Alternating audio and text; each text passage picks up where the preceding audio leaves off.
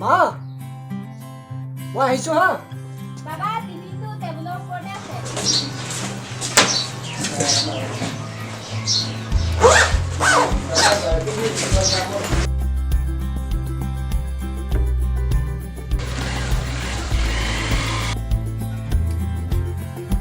हाँ भाई सिगरेट तो धरा देखो हाँ भाई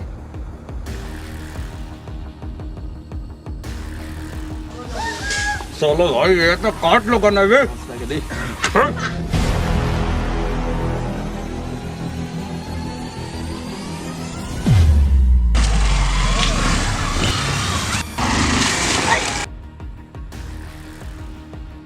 ओए रो ओए दौड़ था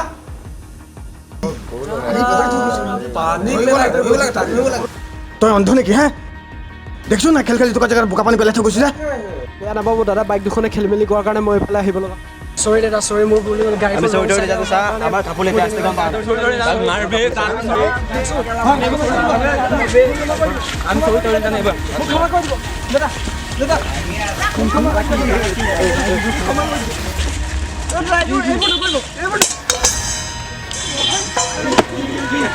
চৰি দাদা মোক মাফ কৰিব চৰি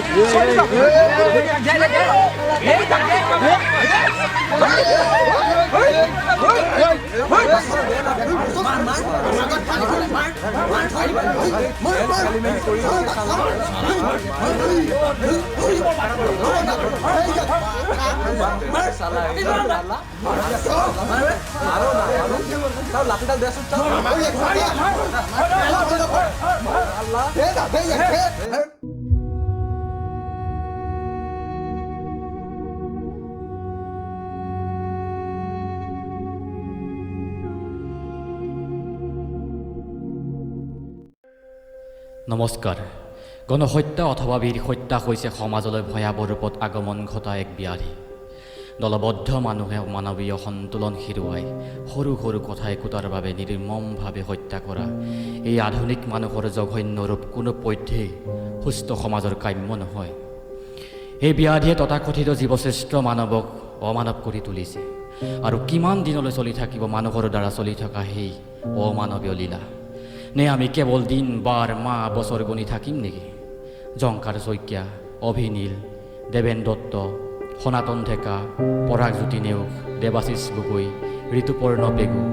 আৰু কিমানজনে সেইদৰে নিজৰ জীৱনৰ ভিক্ষা খুজি খুজি মৃত্যুক সাৱটি ল'ব কিমানগৰাকী পিতৃ মাতৃয়ে নিজৰ বুকু দং কৰি আইনৰ কাঠগড়াত থিয় দিব কিমানজন সন্তানে পিতৃহাৰা হোৱাৰ পিছত দেশৰ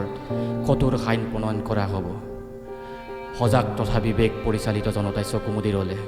আৰু ভয়াৱহ সময় আহিব এইদৰে ইয়াৰ পিছত আপুনি বা মই এনে পৰিস্থিতিৰ বলি নহ'ম তাৰ কি নিশ্চয়তা আছে দেশৰ ন্যায় ব্যৱস্থাৰ ওপৰত আমাৰ বিশ্বাস আৰু আস্থা আছে গণহত্যাৰ বলি প্ৰতিগৰাকী দুৰ্ভগীয়াই অতি শীঘ্ৰেই ন্যায় পাওক লগতে প্ৰতিজন দোষীয়ে উচিত শাস্তি পাওক আহক আমি সকলোৱে ইয়াৰ বিৰুদ্ধে সজাগ হোৱাৰ লগতে সংঘবদ্ধভাৱে বিৰুদ্ধাচৰণ কৰোঁ আৰু এটা কথা গণহত্যা বা ভীৰ হত্যা কোনো সম্প্ৰদায় বা জনগোষ্ঠীৰ বিৰুদ্ধে আন জনগোষ্ঠীৰ সমস্যা নহয় মানুহৰ অসংবেদনশীল আচৰণ বা মানসিক সন্তুলনহীনতা সমাজৰ পৰা প্ৰতিকাৰৰ বাবে আমি এক হৈ থিয় হ'ব লাগিব জয় আই অসম